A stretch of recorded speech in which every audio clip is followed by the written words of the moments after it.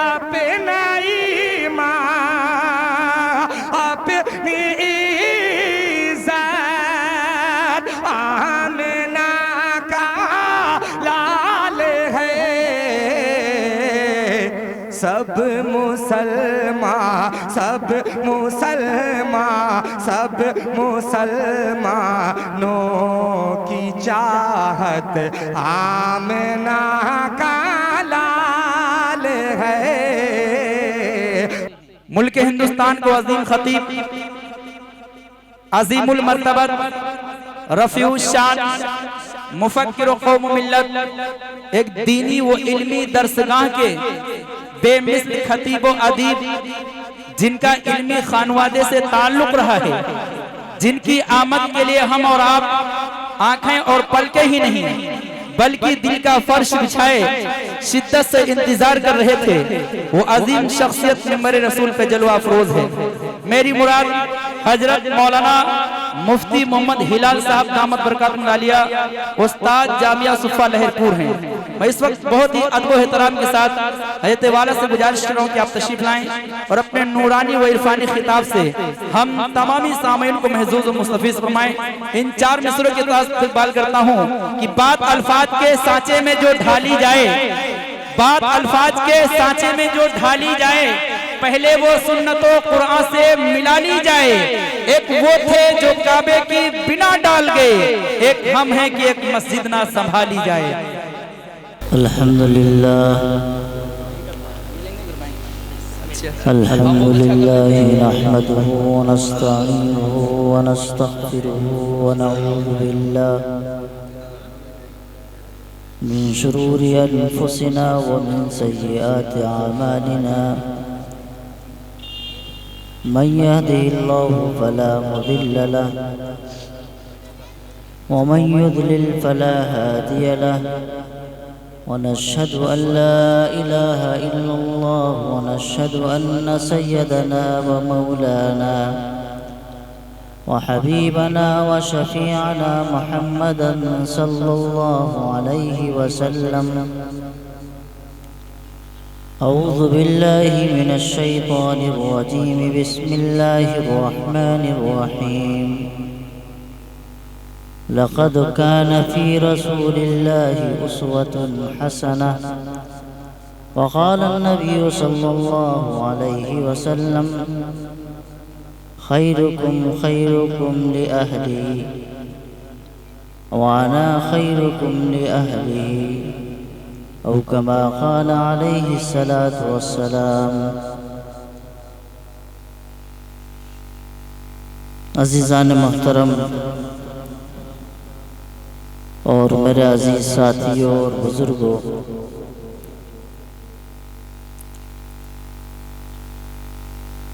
اللہ تبارک و تعالی نے جو دین اور اسلام ہمیں اور آپ کو عطا کیا ہے، وہ اللہ کا بہت بڑا احسان ہے کہ اللہ تعالیٰ نے ہمیں اس دین کے لیے قبول کیا۔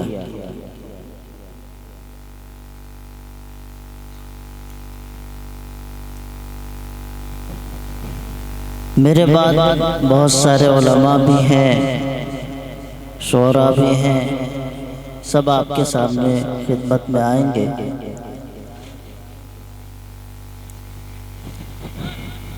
ان پروگراموں کا مقصد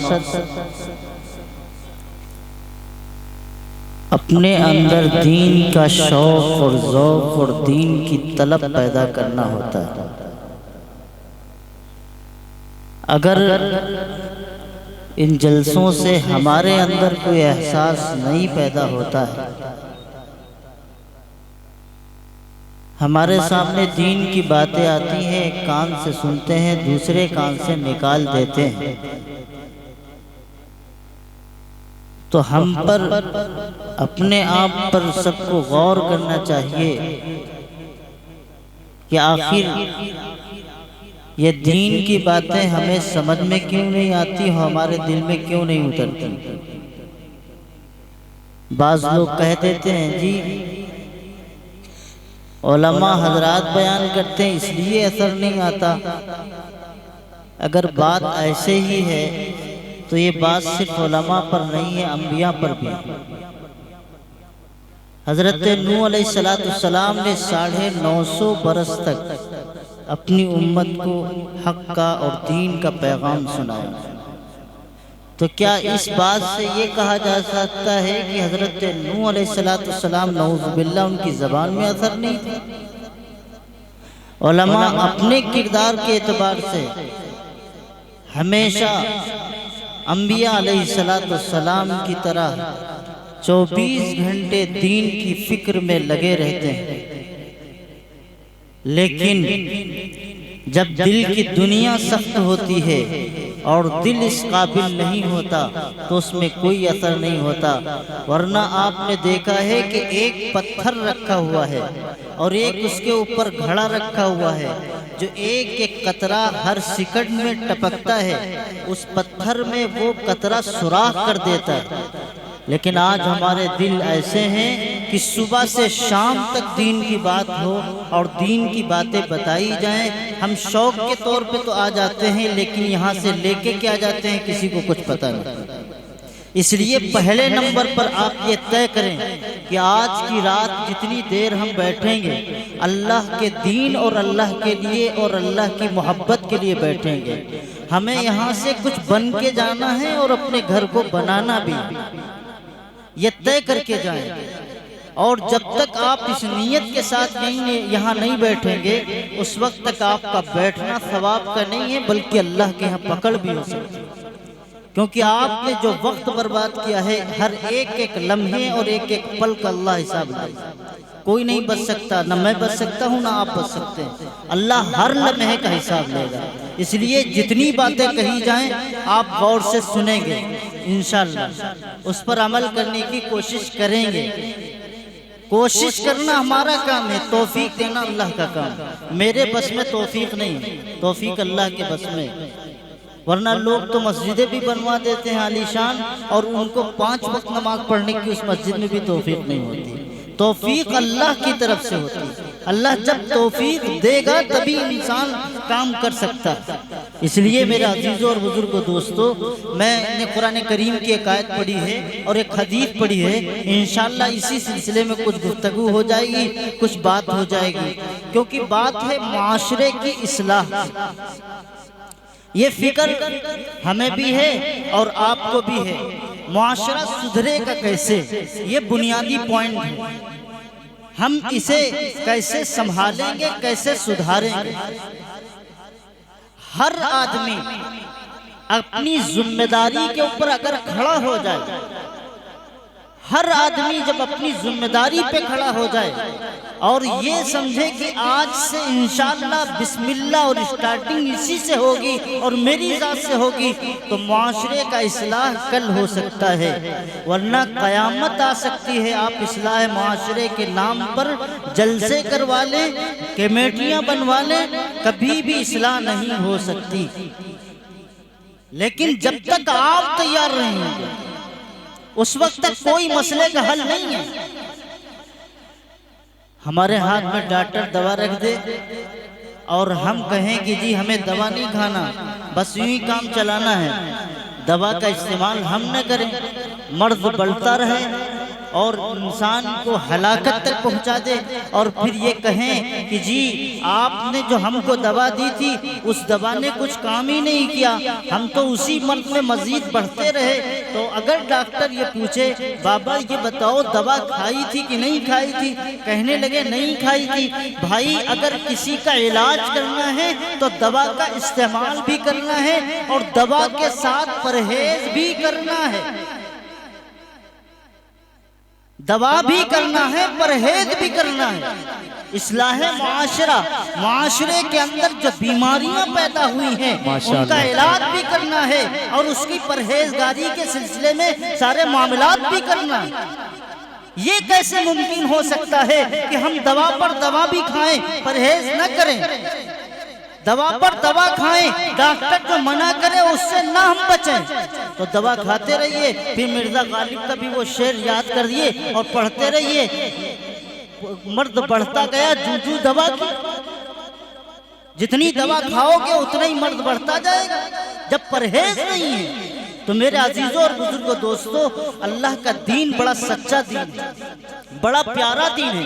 حضرت محمد رسول اللہ صلی اللہ علیہ وسلم ہمارے لیے دین لے کر کے آئے ہیں۔ ہمارے گھر کے اندر کے ماحول اور حالات انتہائی تعصب اور انتہائی حیران کن ہیں۔ ہمارے گھروں کے حالات انتہائی خطرناک حد تک ہیں۔ جن مسلمانوں کے گھروں کے حالات یہ ہوتے تھے کہ مسلمانوں کے رہن سہن اور ان کے ماحول کو دیکھ کر کے غیر مسلم کہتا تھا کہ یہاں میاں بھائی رہتا ہے۔ آج انہی مسلمانوں کے گھروں اور ان کے گاؤں اور شہروں میں گھسیے تو خود فرق آتا ہے کہ یہ مسلمانوں کے گھر ہیں، یہاں مسلمان رہتے ہیں اور وہاں دوسرے لوگ رہتے ہیں۔ مطلب مسلمان وہ ہے جس کے گلیوں میں گندگی ہو، مسلمان وہ ہے جس کے بچے باہر ٹہلتے ہوں، گولیاں اور کنچے کھیلتے ہوں، مسلمان وہ ہے جو نیچے سے اوپر تک جس کے بچے گندی نالیوں میں گھومتے ہوں، مسلمان وہ ہے جن کے بچے نہ پڑھنے جائیں، نہ اسکول جائیں، نہ مدرسے جائیں، مسلمان وہ ہے جن کے بچے صبح سے شام تک گالیاں دے، مسلمان وہ ہے کہ جب بچے گالیاں دے تو ماں باپ بیٹھ کر کے تماشا دیکھے اور سب سے کہیں دیکھو میرا بچہ گالی دیتا ہے، مطلب وہ فخر کی چیز ہے، مطلب وہ کبر کی چیز ہے، مطلب یہ ہے کہ اس پر شاباشی دی جائے۔ چپ ہے مسلمانوں، اگر ہمارا یہ کردار ہے تو ہم مسلمان کے نام پر ایک کلنک۔ مسلمان تو وہ ہے جو سر اٹھائے تو دنیا کہے کہ مسلمان ہے، مسلمان تو وہ ہے جس کی نگاہیں جھکے تو لوگوں کو ایمان کی توفیق ہو جائے، مسلمان تو وہ ہے جس کی زبان کھلے تو لوگوں کے سامنے محبت کے پیغام پہنچ جائے، مسلمان تو وہ ہے جس کے کردار کو دیکھ کر کے دنیا اسلام کی دیوانہ اور محمد الرسول اللہ کا پروانہ بن جائے۔ مسلمان تو وہ ہے، مسلمان وہ نہیں ہے جس کو کہا جاتا ہے، مسلمان وہ نہیں ہے جو اپنے آپ کو ثابت کرنا چاہتا ہے، مسلمان وہ ہے جو آج کے دور میں جہیز بھی لیتا ہو، مسلمان وہ ہے جو آج کے دور میں جہیز کے نام پر مقدمے بھی کرتا ہو، مسلمان وہ ہے جو زبان کھول کر کے جہیز مانگتا ہو، بھکاری بنے، مسلمان وہ ہے آج کے دور میں جو جھوٹ بولتا ہو، جھوٹ پر جھوٹ بولتا ہو، جھوٹ پر صبح سے لے کر کے شام تک اس کی زبان پر صرف جھوٹ ہو۔ مسلمان آج کا وہ ہے جو شراب کا عادی ہے، جو چرس کا عادی ہے، جو تمام ساری نشیات کا عادی ہے، جو زنا کا عادی ہے، جو غلط روش کا عادی ہے، جو غلط راستوں پہ چلنے والا ہے، آج اس کا نام مسلمانوں کا لیا جاتا ہے۔ گجرات میں قیدی ایک بند تھا مسلمان، چہرے پہ داڑھی تھی، سر پہ ٹوپی تھی، صبح سے شام تک اللہ اللہ کرتا، نماز پڑھتا تھا۔ بیونڈی یا مالیگاؤں میں جو بند دھماکہ ہوا تھا ان میں سے ایک آدمی تھا، اسے پکڑ کے بند کر لیا۔ ملک کی ساری خفیہ ایجنسی بیٹھی ہوئی ہیں، جو مسلمان پکڑے گئے، ایک تو مسلمانوں کی وہ تعداد تھی جو ٹی وی بھی وہاں استعمال کرتی تھی، ٹی وی پر دیکھتی تھی، باقاعدہ فلمیں دیکھتی تھی، وہ قوم کا حصہ مسلمانوں کا جو چرچ بھی پی لیتے تھے، جو گانجا بھی پی لیتے تھے، جیل کے اندر بیٹھے بیٹھے ساری تمام کارستانیاں کر لیتے تھے، جو جھوٹ بھی بول لیتے تھے، جو امانت میں خیانت بھی کر لیتے تھے، جو مار پیٹ بھی کر لیتے تھے، جو چوری بھی کر لیتے تھے۔ تو ملک کے خفیہ ایجنسی کا ایک آدمی کہتا ہے، ایک اس آدمی سے جو نماز پڑھتا ہے، جو روزہ رکھتا ہے، جس کا چہرہ رسول اللہ کے چہرے کی طرح ہے، جس کے سر پر اور جس کے چہرے پر نماز کا سجدے کا نشان موجود ہے، اس خفیہ ایجنسی کا آدمی کہتا ہے کہ تم اس طرح کے مسلمان کیوں نہیں بنتے جس طرح یہ ساری چیزیں کرتے ہیں، ان کے ہاں کوئی مسئلہ نہیں، کوئی پابندی نہیں ہے، اس طرح کیوں نہیں کرتے؟ تو وہ کہتا ہے ان کا نام مسلمانوں سے ہے، ان کا نام اور کردار مسلمانوں جیسا نہیں ہے، ان کے نام صرف مسلمانوں کے ہیں، اصل مسلمان تو وہ ہے جو رسول اللہ صلی اللہ علیہ وسلم کے کردار اور اور سنت کو اپنے گھر میں بھی ادا کرے، اور جب جیل کے خانوں کے اندر چلا جائے، سلاخوں کے پیچھے چلا جائے، دشمن کے نرغے میں بھی چلا جائے، تو اس کا سجدہ نہیں چھوٹے، اسے اللہ اللہ کہنا نہ بھولے، وہ تسبیحات کو نہ بھولے، وہ جھوٹ کو نہ بھولے، وہ جھوٹ کو بھی روکے، وہ سچ کو بولے، پیارے پیغمبر حضرت محمد الرسول اللہ کا سچا وفادار بنے۔ بے شک، سبحان اللہ، بے شک۔ یعنی دنیا کیا چاہتی ہے؟ تم مسلمان وہ بنو جس کا نام آج دیا جاتا ہے۔ دنیا یہ چاہتی ہے، دنیا چاہتی ہے ہمیں مسلمان وہ چاہیے جو نشے کی دھت میں گندی نالیوں کے اندر پڑے ہوں۔ دنیا یہ چاہتی ہے کہ مسلمان ہمیں وہ چاہیے جو سٹے بازی کرتے ہوں، سود خور ہوں، بیاض خور ہوں۔ دنیا یہ تمہیں چاہتی ہے کہ مسلمان اس حد تک پہنچ جائے، اور کہیں ان کی تمام سازشیں، ان کی تحریکیں، ان کا سارا سسٹم ہمیں وہاں تک پہنچا چکا ہے۔ آپ لوگ یہاں بیٹھے ہیں، میری محبت میں نہیں آئے یا مولانا جاوید کی محبت میں نہیں آئے، آپ صرف دین کی نسبت پر آئے ہیں، بے شک، نبی کی محبت پر آئے ہیں۔ تو ہمارا حق یہ بنتا ہے، علماء جب نبی کی محبت کی بات کریں، نبی کے گھر کی بات کریں، نبی کے باہر کی بات کریں، تو آپ اسے سنیں بھی اور اپنی زندگی کے اندر اتاریں۔ بات کچھ سمجھ میں آئی کہ نہیں؟ کچھ پلے پڑ رہی ہے کہ اور نیچے اتر کے بات کروں؟ سمجھ میں آ رہی ہے نا؟ بہت زیادہ ٹھیٹھ اردو تو نہیں بول رہا ہوں، سمجھ میں تو سب کے آ رہی ہے۔ اب سنو، معاشرے کی اصلاح کہاں سے ہوگی جی؟ اپنے گھر سے۔ کہاں سے ہوگی؟ پیارے پیغمبر نے فرمایا، فرماتے ہیں پیارے پیغمبر، جو اپنے گھر کا، یعنی جو اپنے گھر میں اچھا ہو۔ اچھا کون کہے گا؟ گھر میں اچھا بنے گا کون؟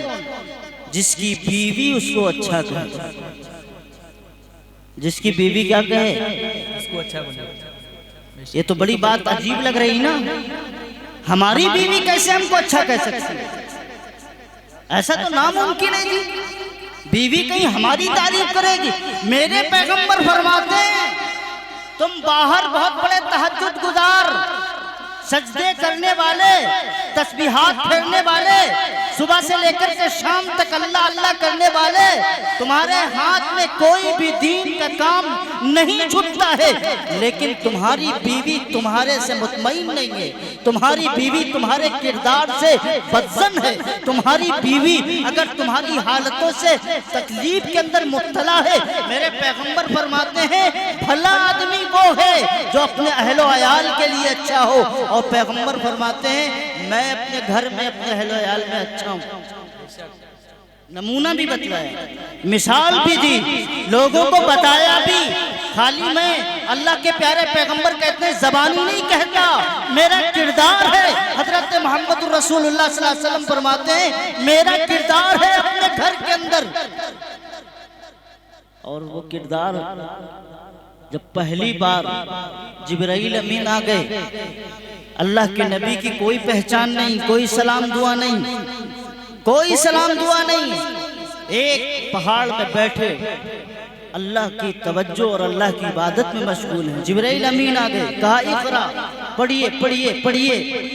اللہ کے نبی نے کیا کہا؟ میں پڑھا لکھا نہیں ہوں، میں کسی کالج میں نہیں گیا، کسی مدرسے میں نہیں گیا، کسی استاد کے پاس نہیں بیٹھا، نہ میں پڑھ سکتا ہوں نہ لکھ سکتا ہوں، میں پڑھا لکھا نہیں ہوں۔ حضرت جبرائیل نے 3 مرتبہ کہا، بخاری شریف کے اندر اٹھائیے، 3 مرتبہ حضرت جبرائیل نے اپنے سینے سے لگایا، اور اللہ کے نبی کہتے ہیں کہ میرے جسم کی قوت ساری کی ساری فنا ہو گئی، میں ان کے ہاتھ میں بالکل فری ہو گیا۔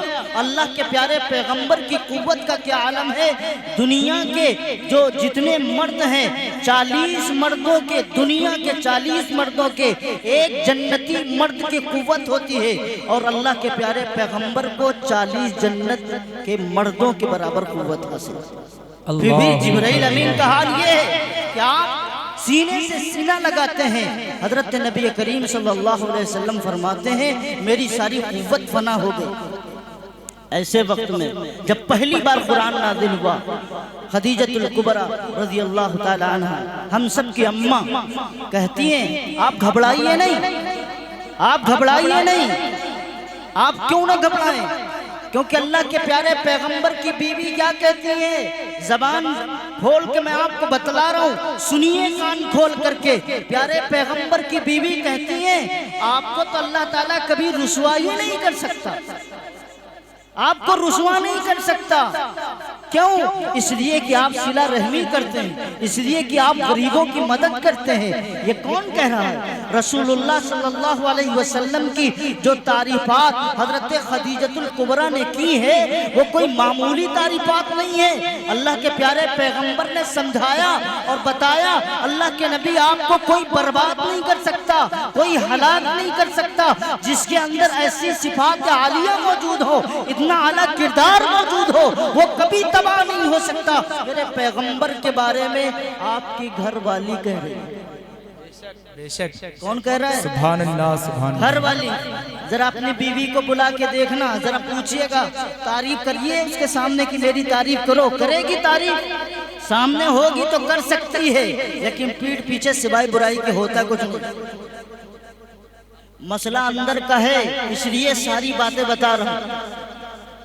پہلے اپنے گھر کو درست کریے۔ اللہ کے نبی نے فرمایا سب سے اچھا انسان وہ ہے جو اپنے گھر میں اچھا ہوگا۔ ہمارا حال کیا ہے؟ میرے پیغمبر صلی اللہ علیہ وسلم کا حال کیا تھا؟ میرے پیغمبر جب گھر میں داخل ہوتے تھے تو اللہ کے نبی کی بیویاں کتنی تھی بھائی؟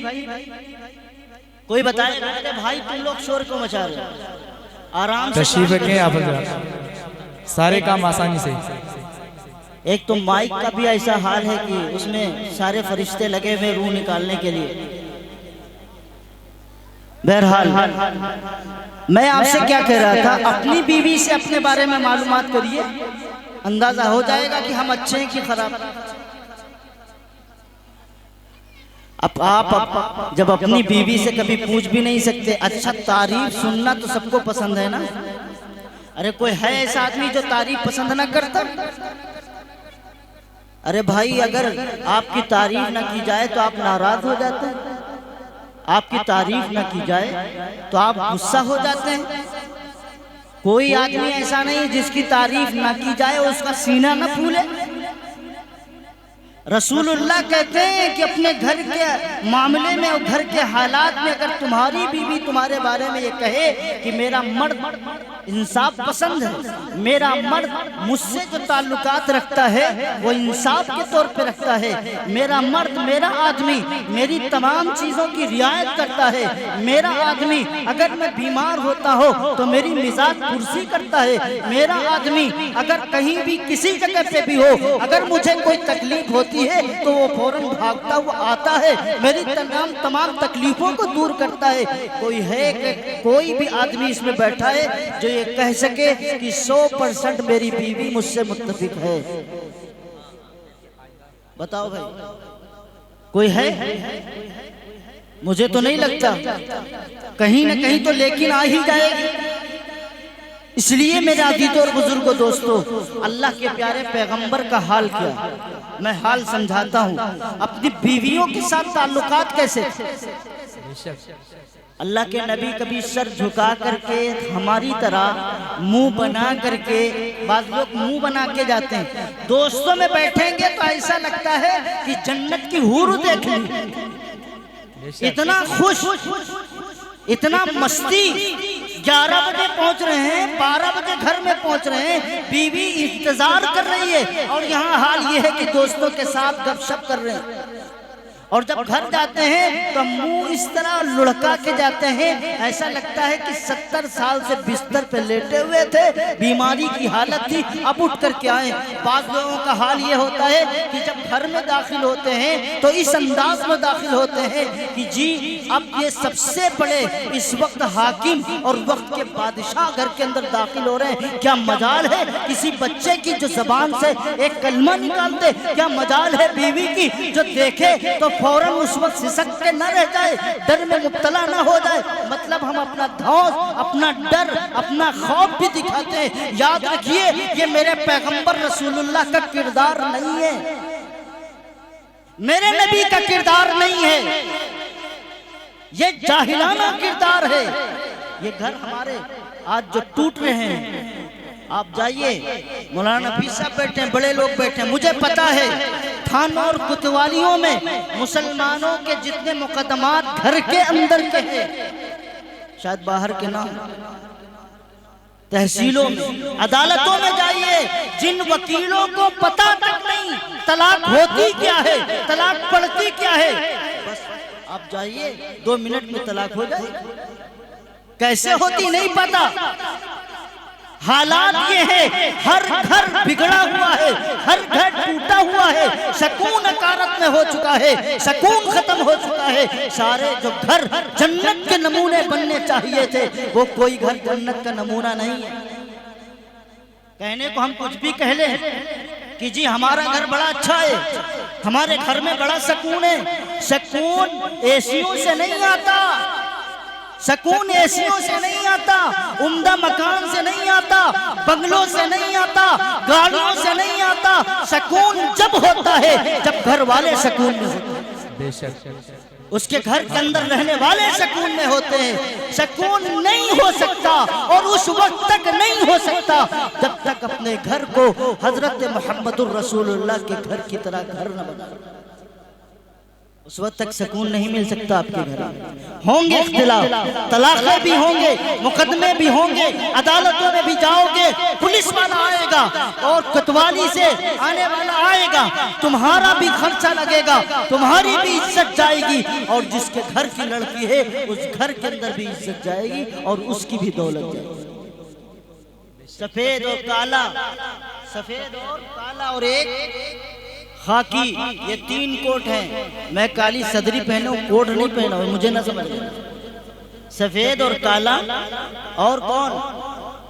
میں سب کے بارے میں نہیں کہتا، بڑے اچھے اچھے ڈاکٹر ہیں ماشاءاللہ، کیا پوچھنا، لیکن بعض تو ایسے بھی ہیں جو انٹیلیٹر پہ لٹا کے، مشینوں میں لٹا کر کے لاشوں کے پیسے وصول کرتے ہیں۔ نہیں دیکھا آپ نے؟ جس کے کوئی بیماری نہیں، پھاڑا چیرا مارا اور نکال لیے گردے۔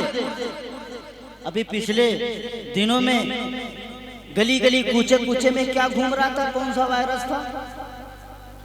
وہ وائرس تھوڑی تھا، وہ تو انسانوں کے اعضاء کی اسمگلنگ کا ایک سسٹم تھا جو پورے ورلڈ کے لیبل پہ چلایا گیا۔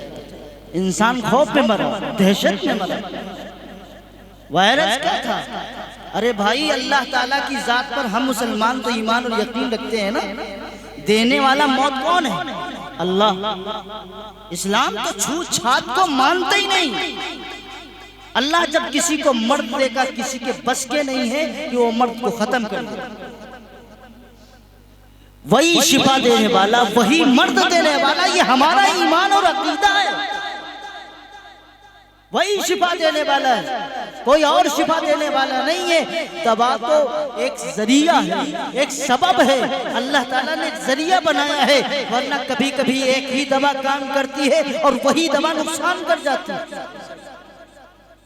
اگر وہی سب کچھ کرتی تو پھر وہ نقصان نہ کرتی۔ پتہ یہ چلا شفا دینے والا، فائدہ دینے والا اللہ کی ذات ہے، کوئی اور ذات نہیں۔ ان میں ڈاکٹروں کی جھولیاں بھری اور ڈولو کی اتنی تشریح ہوئی، اتنی تشریح ہوئی، اتنی تشریح ہوئی، ہر گھر میں ڈولو، ہر گھر میں ڈولو، ساری کمپنیاں ڈوب گئیں دواؤں۔ بات سمجھے؟ کچھ اسمگلنگ کے کاروبار، کچھ دواؤں کے کاروبار، اور یہ وائرس باقاعدہ چھوڑے جائیں گے۔ یہ یاد رکھیے گا، یہ آج پہلا وائرس نہیں ہے، تو ایک آزمایا گیا ہے۔ ابھی وائرس چھوڑے جائیں گے منڈیوں کو چمکانے کے لیے، اپنے مال کو اور اپنے سودے کو بیچنے کے لیے باقاعدہ وائرس چھوڑے جائیں گے۔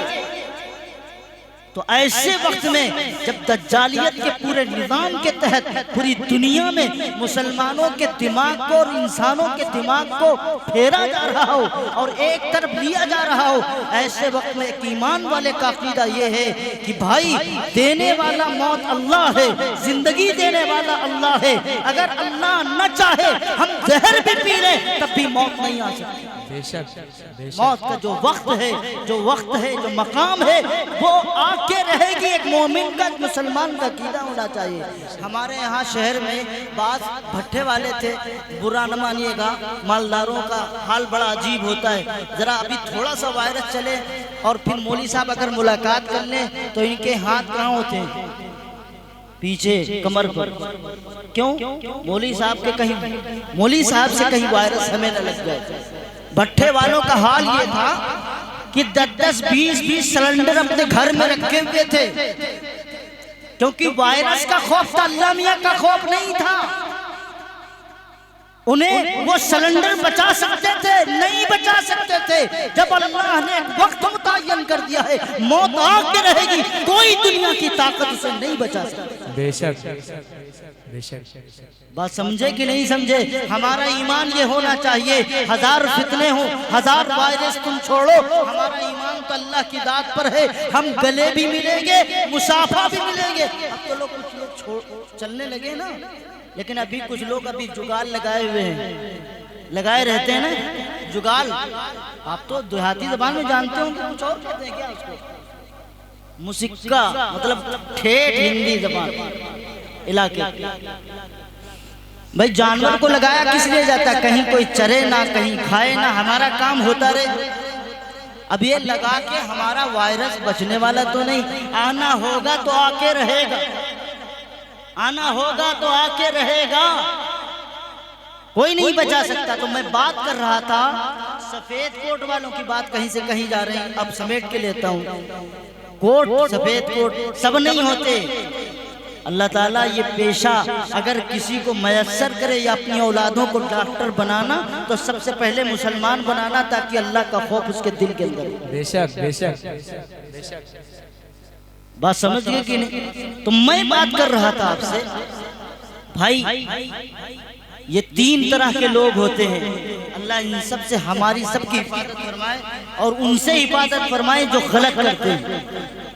اکثریت ان میں ایسی لوگوں کی ہوتی ہے جو ظلم کرتے ہیں۔ تو میں بھائی کہہ رہا تھا کہ ہمارے مقدمات کا مسئلہ ہو، ہمارے معاملات کا مسئلہ ہو، مسلمانوں کی فائل نمبر 1 پر ملتی، اور وہ صرف اس وجہ سے کیونکہ ہمارے گھر سدھرے ہوئے نہیں ہیں، ہمارے گھر جناب محمد الرسول اللہ صلی اللہ علیہ وسلم کے طریقے کے مطابق نہیں ہے۔ اللہ کے پیارے پیغمبر کی ایک بیوی نہیں تھی، کتنی تھی بھائی؟ ارے کچھ آواز اس کی بڑھاؤ گے کہ گھٹاتے ہی چلے جاؤ گے؟ اللہ کے نبی صلی اللہ علیہ وسلم کی بیویاں کتنی تھیں؟ ایک بندے نے بولا، کوئی پیچھے بتائے گا؟ نہیں معلوم؟ 9 بیویاں تھیں، نکاح آپ سے 11 سے ہوا، لیکن رہی کتنی؟ 9۔ آپ بتائیے، ایک بیوی ہمارے گھر میں ہوتی ہے، ہمارے کیا معاملات ہوتے ہیں؟ اور رسول اللہ صلی اللہ علیہ وسلم کا حال کیا تھا؟ اللہ کے پیارے پیغمبر اشراق کے بعد، کس وقت؟ اشراق کے بعد ہر گھر میں جاتے تھے۔ کہاں جاتے تھے؟ ہر گھر میں جانے کے بعد پیٹھ پہ ہاتھ رکھتے تھے اور اپنی بیوی سے خیریت معلوم کرتے تھے۔ کیا معلوم کرتے تھے؟ خیریت معلوم کرتے تھے۔ اچھا، آپ نے کتنی بار محبت میں اور شفقت کے میں اپنی بیوی کے پیٹھ پر ہاتھ رکھ کر کے کبھی خیریت معلوم کی؟ کبھی؟ اپنے مطلب کے علاوہ اسے چھوڑ دیجئے، مطلب میں تو پتھر کو بھی رام کہنے کے لیے آدمی تیار ہو جاتا ہے۔ مطلب کے لیے تو سب کچھ ہوتا ہے، تمہاری تعریفیں ہوتی ہیں، تم خوب تعریفیں کرتے ہو، لیکن کبھی یہ سوچا بھی رسول اللہ صلی اللہ علیہ وسلم کا اپنی بیویوں کے ساتھ کردار کیا تھا؟ نبی ہاتھ رکھیں، نبی کا ہاتھ، میں اس کی تشریح میں نہیں جانا چاہتا، نبی کا ہاتھ، ارے جناب خشک دھنوں پہ لگے تو اللہ دودھ اتار دے، نبی کا ہاتھ انگلی اٹھے تو چاند دو ٹکڑوں میں ہو جائے، نبی کا ہاتھ اگر پیالے میں رکھ دیں تو پانی اتنا ابلے کہ صحابی کہنے لگے اللہ کے نبی اب رک جائیے ورنہ سیلاب آ جائے گا، یہ نبی کا ہاتھ ہے۔ نبی کے ہاتھ تو بہت کچھ کر کے آئے رسول اللہ صلی اللہ علیہ وسلم۔ رسول اللہ صلی اللہ علیہ وسلم جب اپنی بیوی کے پیچھے ہاتھ رکھتے ہوں گے تو محبت کا عالم کیا ہوگا آپ اندازہ نہیں لگا سکتے۔ ایک گھر میں جاتے، پھر دوسرے گھر میں جاتے، پھر تیسرے گھر میں جاتے، سب کی خیریت معلوم کرتے۔ ایک وقت تو صبح کا تھا اور دوسرا وقت تھا عصر کے بعد کا۔ بے شک کب؟ عصر کی بات۔ اور یہاں تو چلے گئے کھا پی کے، اور پھر نوبت ہی نہ آئی اپنی بیوی سے خیریت معلوم کرنے کی، کس حال میں ہے کس حال میں نہیں۔ اچھا اب یہاں سے جانا تو اپنے ہاتھ بیوی کے اوپر صرف اس نیت سے کہ یہ رسول اللہ کی سنت ہے، بے شک اس نیت سے ہاتھ رکھنا۔ جن کی شادیاں ہو گئی، جن کی شادیاں نہیں ہوئی وہ مت رکھ دیں کسی کے اوپر، نہ کچھ اور ہوگا، رحمت نہیں زحمت ہو جائے گی۔ بات سمجھے کہ میں نے ہنسانے کے لیے جملہ کہہ دیا، لیکن حقیقت تو یہی ہے نا، جن کی شادیاں ہو گئی، جن کی شادیاں ہو گئی وہی رکھیں گے اپنی بیوی کے پیچھے ہاتھ رکھیں۔ اب جو ہماری عورتیں ہیں نا بہت خوش ہو رہی ہیں، آج ہماری تعریف ہو رہی ہے، سارے ہمارے کردار۔ مردوں کی کھچائی ہو رہی، کھچائی نہیں ہو رہی۔ میں وہ گھرانہ بتا رہا ہوں جو رسول اللہ صلی اللہ علیہ وسلم کا گھرانہ تھا۔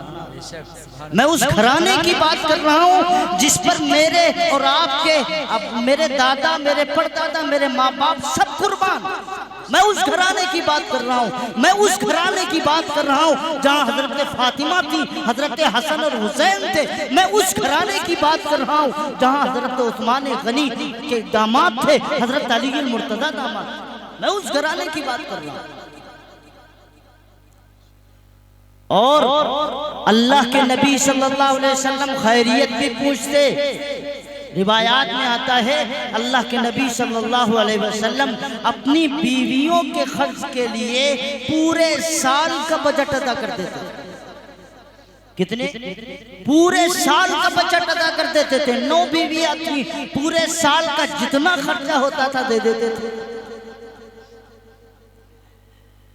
بھائی میں اس لیے کہا کرتا ہوں مولویوں کے جب نکاح پڑھائے گا، مولوی جب نکاح پڑھاتا ہے تو مولوی سے کبھی یہ بھی پوچھا کرو تم یہ کیا بکتے رہتے ہو نکاح کے ٹائم پر، کبھی پوچھا کرو نا ان سے یہ نان کیا ہے، یہ نفقہ کیا ہے۔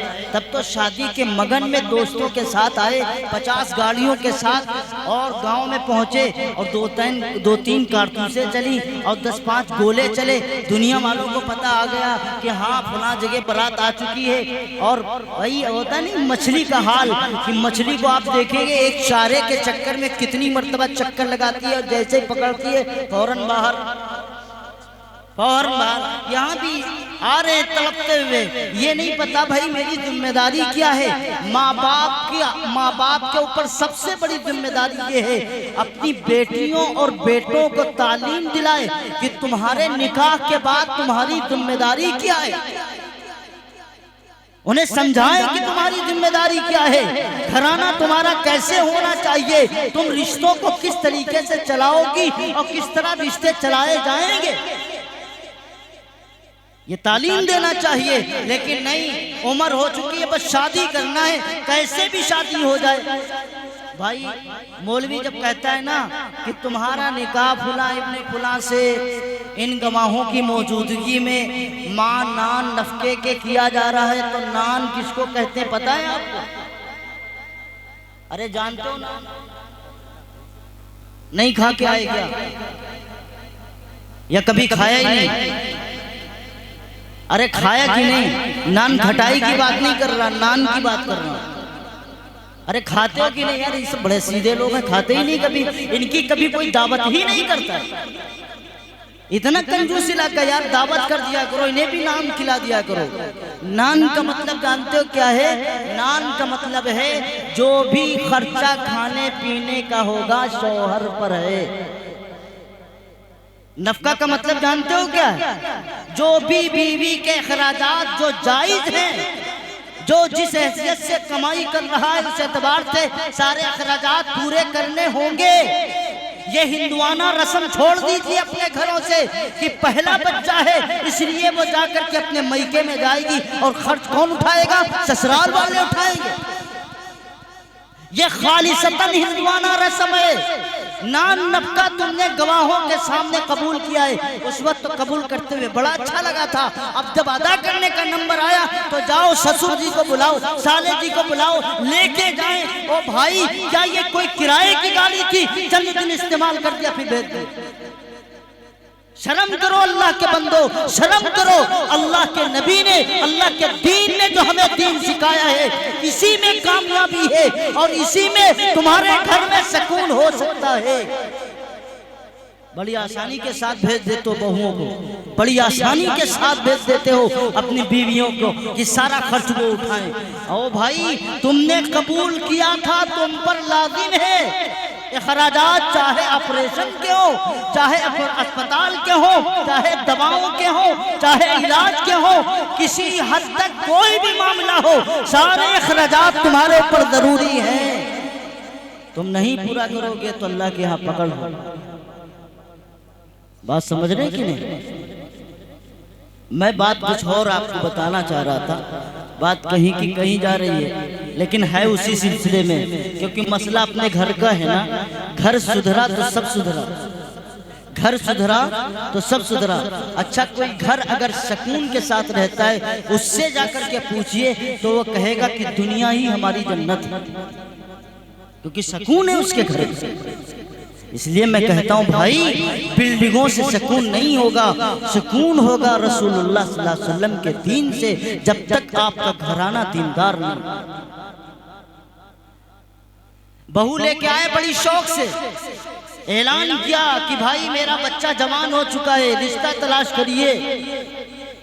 رشتہ کیسے تلاش کیے جاتے ہیں؟ جب ایک ٹرک جہیز آتا ہے تو پورے گاؤں میں اعلان ہوتا ہے, فلانے کا رشتہ تو بڑا پوڑھا ہے, فلانے کا رشتہ. گاڑی نہیں دیکھی بیچاروں نے, نہیں دیکھی گاڑی بیچاروں. اب دیکھ لو, پہلے دیکھ لو, اس کے بعد میں ہم دکھائیں.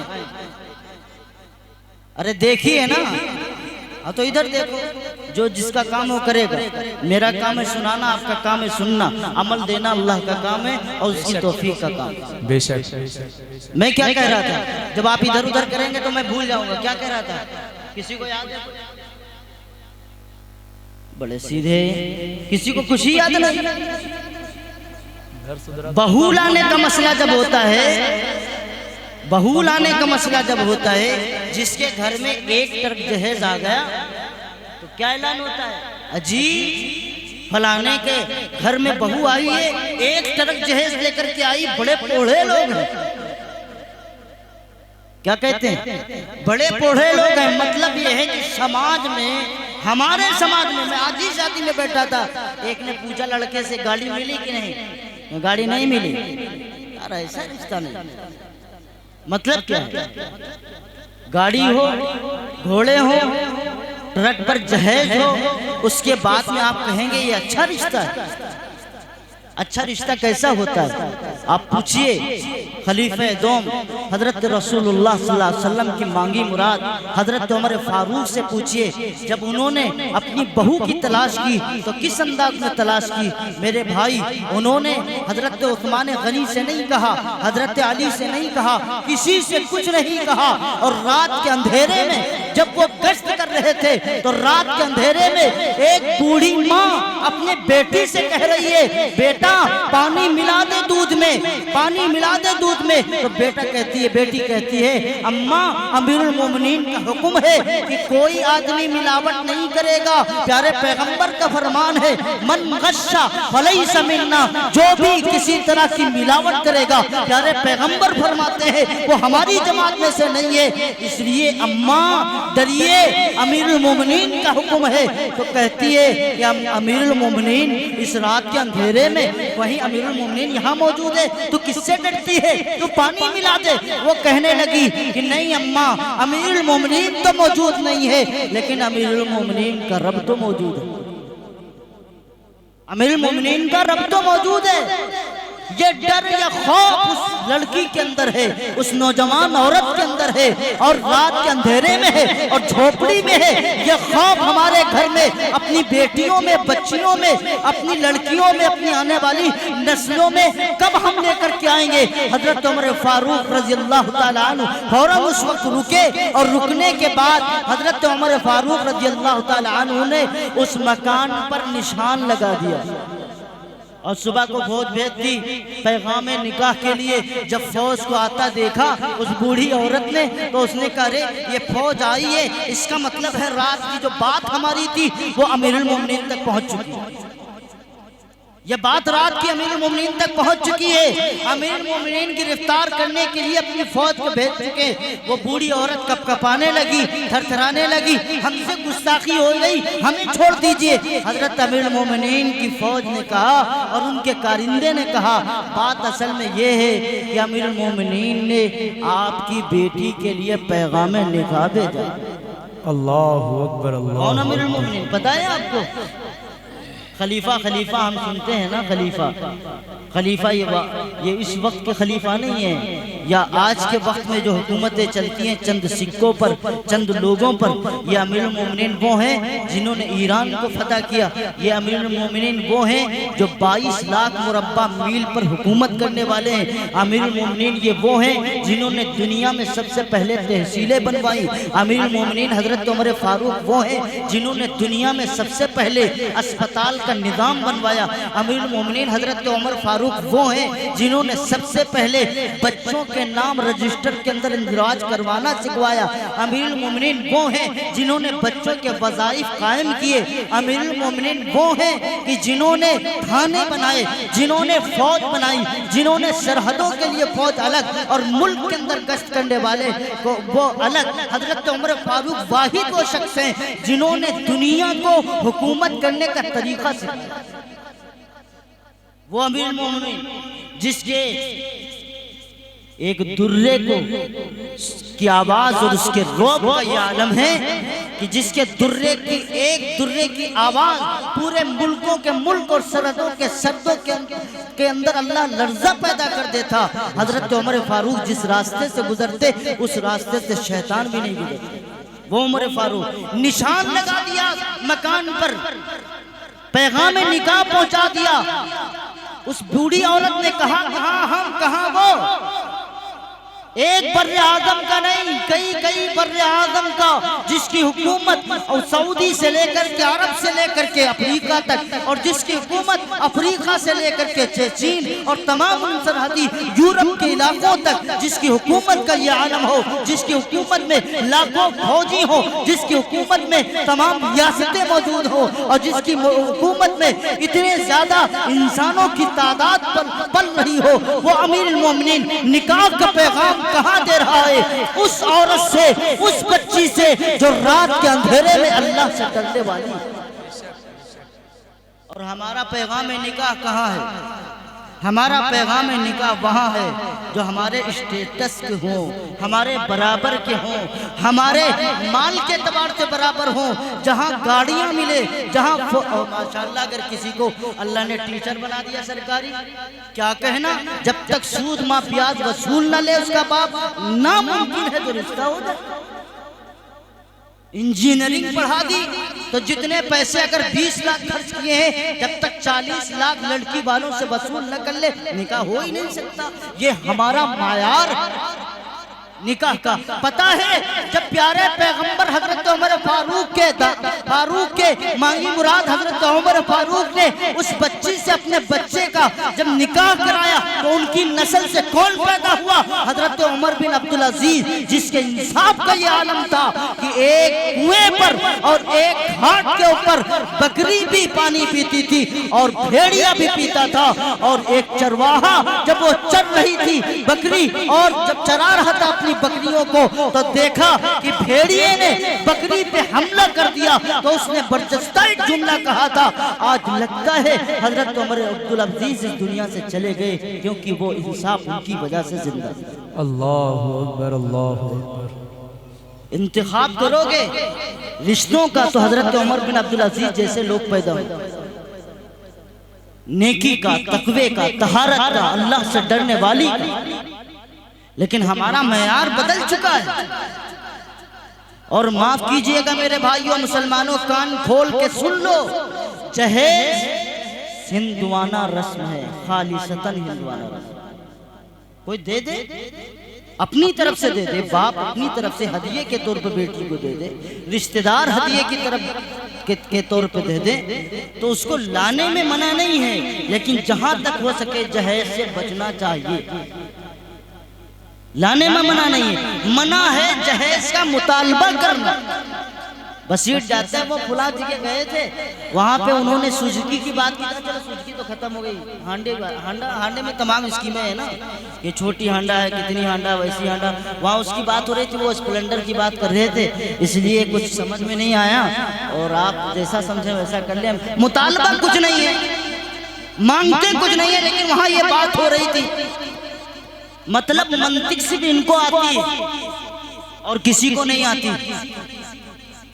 اور اللہ کے بندو شرم کرو، دنیا کے آج کے دنیا میں، آج کی ہندوستان کی تہذیب میں 70% قوم غیر مسلموں کی ایسی موجود ہے جو یہ چاہتی ہے کہ کوئی دین، کوئی مذہب، کوئی طریقہ ایسا ملے جس رشتے اور جس مذہب کی بنیاد پر ہمارے رشتے ہو جائیں۔ ان کے گھروں میں بیٹیاں بوجھ بن رہی ہیں اور آئے دن حالات بگڑ رہے ہیں، اور مسلمان 100% انہی کے نقش قدم پر چل گیا۔ یہی وجہ ہے آج کل ان کی بیٹیاں جلائی جاتی تھی، پھانسیوں کے پھندے پہ چڑھائی جاتی تھی، آج تمہاری بیٹیاں اسی ہولناکی اور اسی تباہی کی طرف جا چکی ہیں۔ اور یہی ناسور ہے جہیز کا، جس کی وجہ سے ہماری بہت بچیاں جو غریب ہیں، جن کے باپ نہیں دے سکتے، جب انہیں اس جگہ پر کوئی مسئلے کا حل نہیں ملتا تو وہ غیروں کے ساتھ اپنا دین چھوڑ کر کے چلی جاتی ہیں۔ اس کے ذمہ دار وہ لوگ ہیں جو اپنی شادیوں کے اندر لاکھوں روپے خرچ کر کے اور جہیز کو سجا کر کے سر عام بتا کر کے کہ ہم نے اپنی بیٹی کو دیا، وہ بے غیرتوں کتنی تمہاری غیرت مر چکی ہے۔ جس مسیڑھی پر اور جس بیڈ پر تمہاری بیٹی لیٹے گی اور تمہارا داماد لیٹے گا، تمہیں شرم نہ آئی اسے بچھاتے ہوئے اور لوگوں کے سامنے دکھاتے ہوئے؟ بے غیرتوں تمہاری غیرت کہاں چلی گئی؟ تمہاری بہن، تمہاری بیٹی کا کوئی اگر دوپٹہ دیکھتا تھا تو تمہارے جان کے اندر کیا نہ کیا ہو جائے، تم گالی دینے پر، تم گولی مارنے پر، تم مقدمات کرنے پر، تم لڑنے مرنے پر مر جاتے تھے۔ آج جب بیٹی کا گھر سے ڈولی اٹھ رہی ہے، تم اپنی بیٹیوں کے کپڑوں کو سر عام سجاتے ہیں۔ بے شرمی، بے غیرتی کی تو کوئی حد ہی نہیں رہ گئی۔ کیا نہ کرتے ہیں ہم؟ جب اندھی عقیدت، اندھے حالات، اندھے معاملات ہمارے سروں پہ آتے ہیں تو یہی حال ہوتا ہے۔ جس بیٹی کی غیرت کے لیے بھائی مرتا ہے، جس بیٹی کی عزت کے لیے بھائی مرتا ہے، جس بیٹی کی عزت کے لیے باپ مرتا ہے، اور جب شادی کا دن ہوتا ہے تو سارے جہیز کے ایک ایک پلندے، ایک ایک ٹکڑے ٹکڑے پھیلا دیتا ہے، اور دنیا والوں آؤ میری بیٹی کا کپڑے، میری بیٹی کے دوپٹے دیکھو، آؤ دنیا والوں میری بیٹی کی شلوار دیکھو، جمپل دیکھو، جس بیڈ پہ سوتی ہے اسے دیکھو، اور جس رضائی اور لحاف اور گدے میں سوئے گی اسے بھی دیکھو۔ کہاں چلی جاتی ہے؟ اللہ اکبر، اللہ، کہاں چلی جاتی ہے؟ اللہ۔ کان کھول کے سن لیجئے، جہیز خالصتاً ہندوانہ رسم ہے، لین دین بند کر دیجئے، ورنہ ہماری بچیاں غیروں ساتھ جاننے میں کوئی نہیں ہو سکتا۔ یہ وہ بھوک ہے جس کا علاج تسبیحات سے نہیں ہے کہ بیٹی سے کہو کہ بیٹا اللہ کے سامنے سجدہ کر، صبح شام تہجد گزار ہو جا، قرآن پڑھنے والی ہو جا، تو بھٹکے گی نہیں۔ اگر وہ تہجد گزار بھی ہے، قرآن پڑھنے والی ہے، جب ایک انسان کو بھوک لگتی ہے تو پھر وہ کس راستے پہ جائے گا آپ کو اندازہ ہو سکتا ہے۔ بھوک لگتی ہے، پیٹ میں بھوک لگتی ہے، پھر حلال حرام کچھ نہیں دیکھتا، اور یہ ایک عمر ہوتی ہے جس عمر میں شہوت کی بھوک ہوتی ہے۔ اگر آپ نے اس عمر میں شہوت کی بھوک نہ دی تو وہ کس طرف منہ مارے اور کس راستے پہ جائے، آپ اس راستے کو نہیں روک سکتے۔ اللہ اکبر، اللہ اکبر۔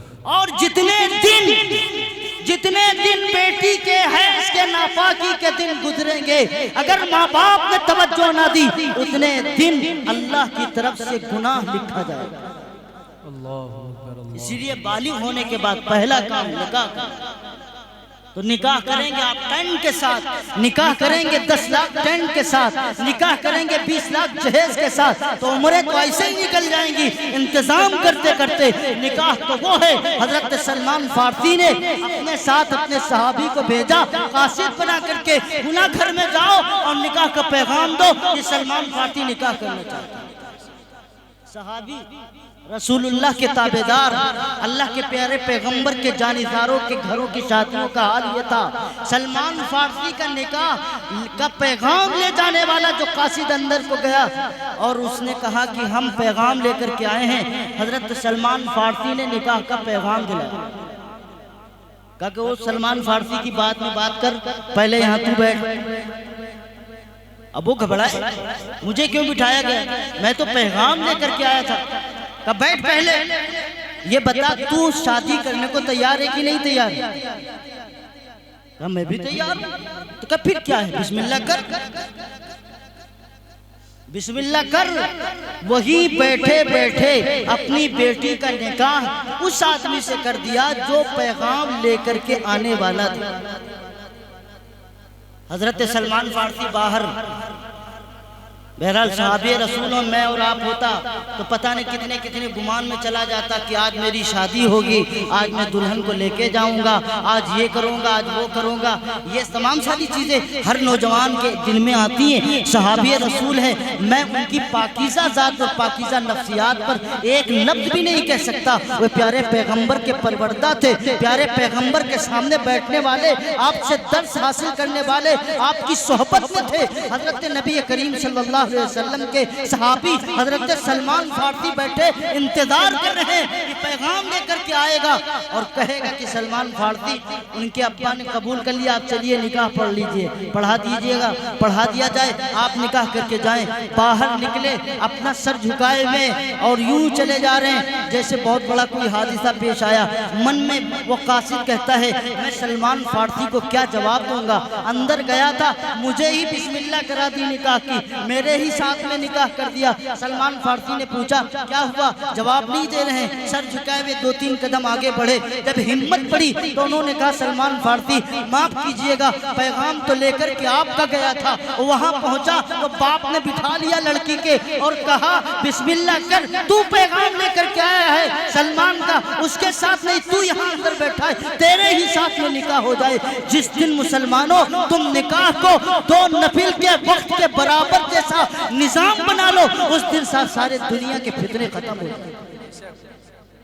2 رکعت نفل کے برابر وقت لگاؤ، ایک طرف لڑکی بیٹھی ہو اور دوسری طرف لڑکا بیٹھا ہو، مہر کا انتظام ہو، کہو وہی بٹھاؤ اور پڑھا دو نکاح، سارے مسئلے ختم۔ تم نے جہیز ہندوؤں سے لیا، تم نے بارات ہندوؤں سے لیا، تم نے سارے سسٹم غیروں سے لے کر کے اور اس پر لیبل لگاتے ہو میرے پیغمبر کے نکاح کا، میرے پیغمبر کی سنت کا۔ ہمارے کوئی بھی نکاح کے طریقے نبی سے تعلق ہی نہیں رکھتے، نبی سے کوئی نکاح کے معاملات تعلق ہی نہیں رکھتے۔ نبی نے تو فرمایا تھا نکاح کرو گے تو برکت ہوگی، تو کوئی غریب ہوگا وہ امیر ہو جائے گا۔ نبی نے کہا تھا، نبی نے سمجھایا تھا، ہم سمجھ بھی گئے تھے، ہم باجمان بھی گئے تھے، ہمارا عقیدہ بھی یہی ہے، لیکن ہمارے نکاح جب نبی کے مطابق ہوں گے تب نہ برکت ملے گی، تب نہ آدمی غریب سے امیر ہوگا۔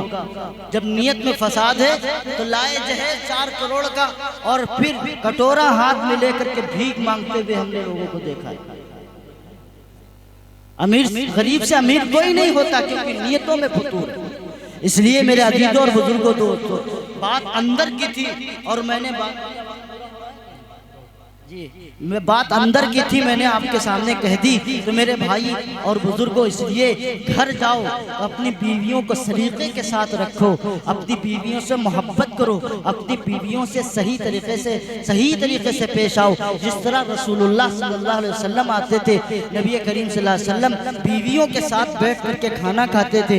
آپ آتے ہیں اس وقت جب سارا کھانا ختم ہو چکا ہوتا ہے، جب سارا خاندان ایک دسترخوان پر بیٹھے گا، اس دسترخوان پہ بیٹھنے کی برکت یہ ہوگی کہ خاندان کے ہر فرد کو اللہ تعالیٰ محبت سے نوازے. بے شک.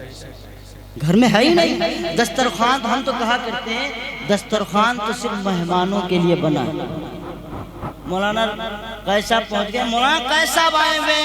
دسترخوان لاؤ تاکہ پتہ چلے کہ ان کے گھر میں دسترخوان بچھایا جاتا ہے، ورنہ بقرعید اور عید کے علاوہ کبھی دسترخوان رمضان کے علاوہ نکلتا نہیں. ایک چولہے پہ بیٹھا کھا رہا ہے، ایک تخت پہ بیٹھا کھا رہا ہے، ایک بھابھی کے کمرے میں، ایک بڑکے کے کمرے، ایک چھوٹکے کے کمرے میں، سب کہیں ہیں، سب کہیں بیٹھے ہوئے ہیں. یہ طریقہ رسول اللہ کا نہیں ہے. گھر میں برکت لانی ہے، رحمت لانی ہے، محبت لانی ہے، اپنے گھر کو دیندار بنانا ہے تو اپنے گھر والی کے ساتھ معاملات صحیح کرو. گھر کے نظام کو دین کے مطابق کرو. جب دین کے مطابق کرو گے تمہارے گھر میں خوشحالی آئے گی، پریشانیاں ختم ہوگی. ورنہ دن رات 24 گھنٹے چاہے جتنے بڑے میاں کے پاس چلے جاؤ، مولوی کے پاس چلے جاؤ اور کہو کہ ہمارے گھر کے جتنے جنات اور بھوت ہیں بوتل میں قید کر دو، یہ کبھی بھوت اور جنات آپ کے بوتل میں آ ہی نہیں سکتے، کیونکہ وہاں جنات اور بھوت کا تصور ہی نہیں ہے. جب ہمارے گھر کے اندر نبی کے سنت کا نور نہیں ہوگا تو شیطان اپنا قبضہ کرے. اس لیے اپنے گھروں کو سدھارو گے تو پہلا کام آج سے یہ کرنا ہے. آخری بات کہہ کے بات ختم کرتا ہوں. پہلا کام کیا کرنا ہے؟ یہاں سے جانا ہے، اپنے گھر میں کیا کہنا ہے؟ کیا کہنا ہے؟ کچھ پتہ ہی نہیں. السلام علیکم ورحمت اللہ وبرکاتہ. کیا کہنا؟ السلام علیکم. اب لوگ کہیں گے بیوی کو سلام کریں گے، بچوں کو سلام کریں گے، یہ کیسے ہو سکتا ہے؟ تمہاری عزت نفس مرتی ہے. رسول اللہ صلی اللہ علیہ وسلم کا یہی طریقہ ہے. نبی سلام کر کے اندر جاتے ہیں. سلام نہیں ہے، یہ دعا ہے. اس میں السلام علیکم پہلا تعویذ سلامتی کا، پہلا تعویذ سکھاتے نہیں. یہ پہلا تعویذ نہانے کا، یہ دھونے کا، یہ گلے میں پہننے کا. میں تمہیں تعویذ دیتا ہوں. السلام علیکم یہ پہلا تعویذ کہے گا سلامتی کا، کہے گا تمام مصیبتوں کی سلامتی کا، تمام پریشانیوں کی سلامتی کا، تمام آنے والے جو اللہ کی طرف سے اگر فیصلہ ہو چکا ہے کہ جی یہ ہونا ہے، آپ نے سلام کر لیا تو اللہ تعالیٰ اس فیصلے کو واپس لے لیا. سلامتی کا، تمام طرح کی سلامتی کا. تمہارا گھر سلامتی ہو، تمہارے گھر میں اولاد سلامتی ہو، تمہاری بیوی کے ساتھ میں سلامتی ہو، تمہارے گھر کے ہر فرد کے ساتھ سلامتی. پھر السلام علیکم ورحمت اللہ، سلامتی بھی آ گئی اور پھر اللہ کی رحمت بھی آ جائے. یہ دوسرا تعویذ ہے اپنے گھر میں رحمت لانے کا. دوسرا تعویذ ہے یہ رحمت اللہ وبرکاتہ. میاں ہم کو برکت کا کوئی تعویذ دے دو، اپنے گھر میں لگا لیں گے. کوئی چوکی دے دو، برکت نازل ہو جائے گی. برکت نازل ہوگی رسول اللہ کے طریقے پر. جاؤ گھر کے اندر اور سلام کرو، السلام علیکم ورحمت اللہ وبرکاتہ. تین نعمتیں اللہ تعالیٰ دے گا اور تم سلام کا رواج اپنے گھروں کے اندر ڈالو. دیکھو تمہارے گھر کے اندر سلامتی بھی ہوگی، برکت بھی ہوگی اور رحمت بھی ہوگی. کرو گے انشاءاللہ؟ یہ پہلی سنت زندہ کرو گے. اگر آپ نے اتنا ہی کام کر لیا تو میں سمجھوں گا کہ آج کا جلسہ کامیاب. کرو گے انشاءاللہ؟ انشاءاللہ کہہ دو. انشاءاللہ بغیر انشاءاللہ کے کچھ نہیں ہونے والا. سمجھ گئے؟ اللہ تعالیٰ مجھے بھی آپ سب کو عمل کی توفیق نصیب فرمائے. آمین. وآخر دعوانا الحمدللہ.